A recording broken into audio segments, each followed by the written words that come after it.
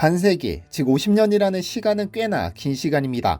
그럼 시간을 돌려 지금으로부터 약 50년 전인 1970년대로 가볼까요? 1970년대 우리나라는 나라 곳곳에 촘촘한 경제의 뿌리를 만들고 있던 시기로 여전히 배고프고 힘들던 시기입니다. 이 시기를 살았던 사람마다 기억하는 키워드는 다르겠지만 적어도 격동의 시대라는 점에 이론의 여지는 없습니다. 그리고 이는 대한민국의 고고학 역사에 있어서도 마찬가지인데요.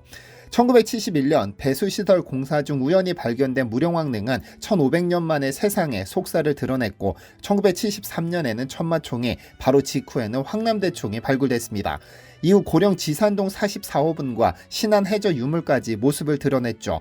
무령왕릉에서만 5200여 점, 천마총에서 11500여 점, 황남대총에서 58400여 점의 유물이 쏟아졌고 최초 수중 발굴로 기록된 신안에서는 24000여 점의 유물과 28톤에 이르는 동전 800만 개가 쏟아졌죠.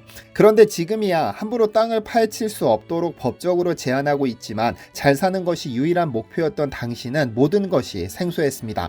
발굴 경험 부족으로 무령왕릉은 하루 저녁에 졸속으로 발굴되었고 이마저도 전국 기자들이 몰리는 바람에 왕릉 주변이 모두 훼손됐습니다.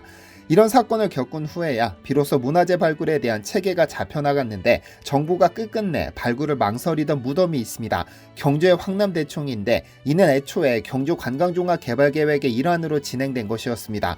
경주의 수많은 고분 중 규모가 가장 큰 제98호분 황남대총을 발굴해 관광객에게 내부를 공개, 관광자원으로 활용하고자 했죠. 하지만 한국 사회에서 누군가의 무덤을 발굴한다는 것이 금기였을 뿐 아니라 고고학계가 아직까지 이렇게 거대한 규모의 무덤을 발굴하기에는 발굴 기술이나 경험이 일천한 관계로 난색을 표했죠.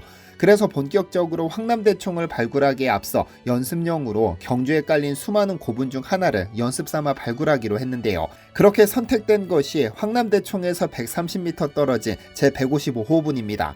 그리고 1973년 4월 6일 마침내 발굴이 시작됩니다. 그리고 최소 1500년은 된 것으로 보이는 백마 한 마리가 무덤 속에서 발견됐습니다. 도대체 어떤 일이 벌어진 것일까요?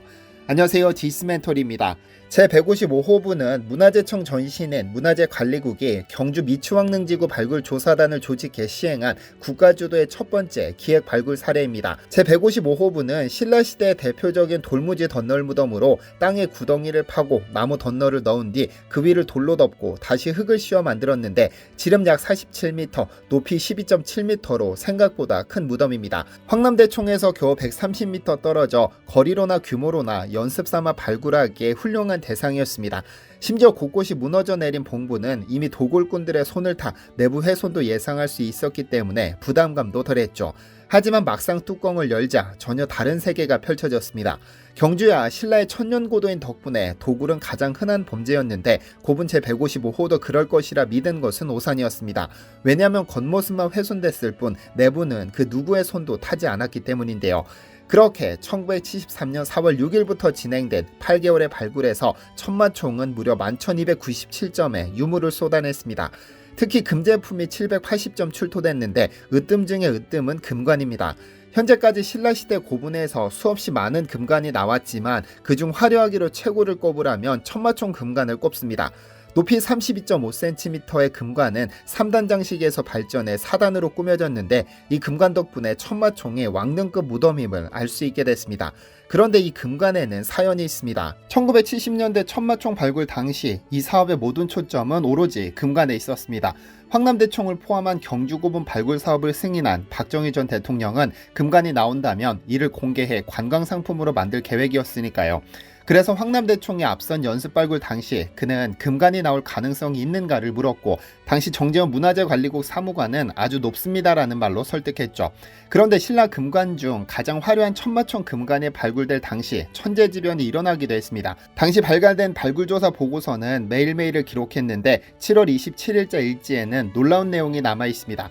보고서는 7월 27일 맑은 후비 금관을 들어올릴 때 청명하던 하늘이 갑자기 컴컴해지더니 내성병력과 함께 폭우가 퍼붓기 시작하였다. 모두들 급변한 천기에 무섭고 놀라서 경건한 마음으로 금관을 수습하여 세척을 끝냈을 때는 밤하늘도 씻은 듯이 맑아져 있었다고 쓰고 있죠. 당시 천마총에서 금관을 들고 나오던 조사원은 갑자기 쏟아지는 내성병력과 폭우에 거의 정신을 잃을 뻔했고 간신히 금관을 내려놓은 후 현장 사무실로 피신했습니다. 그렇게 국보 제188호가 세상의 모습을 드러냈죠. 황금유물은 여기에서 그치지 않았습니다. 금으로 만든 관모와 금으로 만든 허리띠 등도 발굴됐는데 각각 국보로 지정된 천마총 관모와 천마총 금제 허리띠입니다.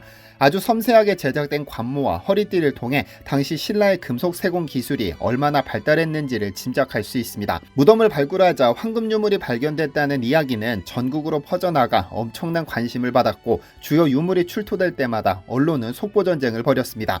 외신들 역시 한국 고고학 발굴의 큰 사건이라며 주목하기도 했죠. 1973년 7월에는 박 전 대통령이 발굴 현장을 직접 찾았는데 현직 대통령이 현장을 찾은 첫 사례로 천마총 이후 경조관광 종합개발계획이 탄력적으로 진행되는 마중물이 됐습니다. 그런데 진짜 주인공은 아직 등장하지도 않았습니다. 얼마 지나지 않아 제155호 고분을 천마총이라는 이름을 갖게 한 주인공이 발굴됐으니까요. 발굴단원들 사이에서도 절대 나와서는 안 될 유물이라는 평가를 받았던 천마도입니다. 1973년 8월 22일 발굴일지는 8월 22일 맑음, 오늘 동부 중앙에 투조 금동판식 축제 장리를 드러내자 그 밑에서 하늘을 나르는 천마가 채색된 백제 수피판이 나타났다고 적고 있습니다. 바로 하얀 천마도가 등장한 겁니다. 천마도는 말 안장의 부속구인 장리에 그려져 있었습니다. 장리란 말이 달리면서 발굽에서 튀는 흙을 차단하기 위해 안장 밑으로 늘어뜨린 판입니다. 순 우리말로는 말다래라고 하죠. 안전사고를 예방하기 위한 목적도 있지만 장식성도 있기 때문에 중요한 행사나 행렬의 장엄함을 강조하는 장치이기도 합니다. 그림은 물론 그림이 그려진 판 역시 중요한 유물이기 때문에 천마도와 장리를 합쳐 천마도 장리라고 부르는 겁니다. 어쨌든 천마도 장리는 부장품을 넣어둔 괴짝에서 한 쌍이 발견됐는데 당시 발굴단원들 사이에서는 나와서는 안 될 유물이 나왔다는 탄식이 터졌습니다. 왜 그랬을까요? 천마도를 담고 있는 나무 상자는 오칠이 되어 있었고 상자 모서리에 금판이나 금박이 붙어 있어 귀중한 물건이 담겨 있다는 것을 직감적으로 알았죠. 그리고 상자 덮개를 여는 순간 모든 이들은 경악했습니다. 무려 1500년 전 신라인들이 색칠한 원형 그대로의 채색된 그림을 봤으니까요. 세계적인 대발굴이었습니다.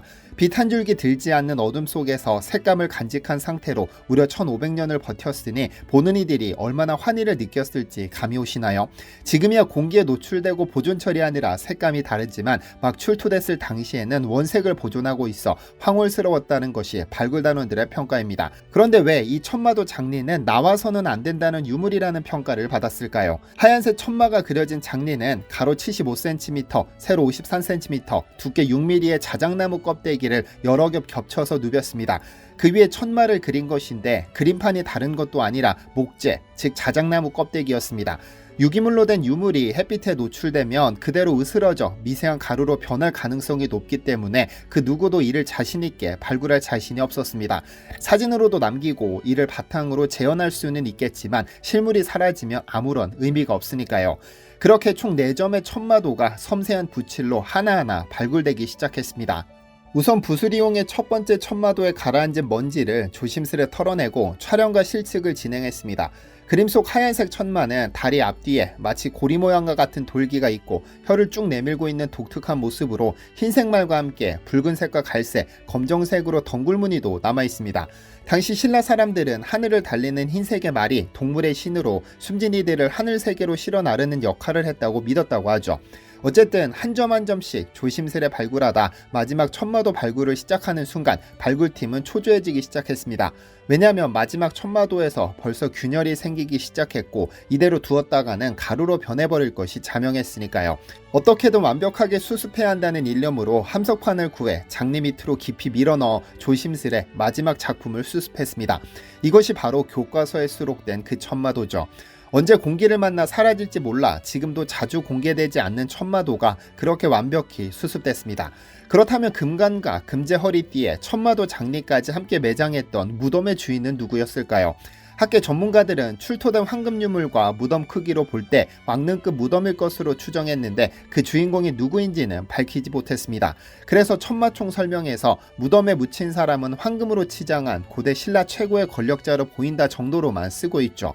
왕이나 왕에 준하기는 하지만 그 주인이 누구인지 밝혀내지 못한 겁니다. 무덤 주인을 특정하려면 능묘비나 지석과 같은 증거가 발견되거나 아니면 적어도 증거로 삼을 만한 약간의 문헌 기록이라도 남아 있어야 가능한데 천마총은 전혀 존재하지 않습니다. 결국 특별한 자료가 나오지 않는 이상 천마총은 우리가 알고 있는 하얀 천마의 무덤으로 남게 될 것이고, 그래서 무령왕릉이나 선덕여왕릉처럼 주인의 이름이 아니라 천마총으로 불리게 된 겁니다. 이후 경주김씨 985명이 무덤 주인은 경주김씨 아무개의 무덤으로 바꿔야 한다는 취지의 청원을 제기하기도 했지만 그대로 천마총을 유지하고 있는데요. 천마총은 발굴된 유물의 가치 외에도 우리나라 고고학에 큰 이정표가 되었습니다. 천마총 발굴 이후 실측이라는 개념이 본격적으로 도입되었고, 이전까지 발굴 시 유물을 꺼내는 게 전부였지만 이후 구조나 축조 기법까지 조사하게 된 겁니다. 또한 경주의 신라 고고학이 체계화되는 기점이 되었으며 학문적으로도 진일보를 이뤄냈다는 평가도 있습니다. 천마총 발굴이 없었다면 우리가 지금 알고 있는 경주의 모습도 많이 달랐을 것 같다는 생각이 듭니다. 혹 경주에 가신다면 다시 한번 천마총을 들러오시는 것은 어떨까요? 시청해주셔서 감사합니다. 디시멘터리에서는 여러분의 제보를 기다립니다. 제 채널에서 다뤘으면 좋겠는 뉴스 또는 널리 알려졌으면 하는 영상은 디시멘터리 네이버.com으로 보내주시면 소중히 제작하겠습니다. 시청해주셔서 감사합니다.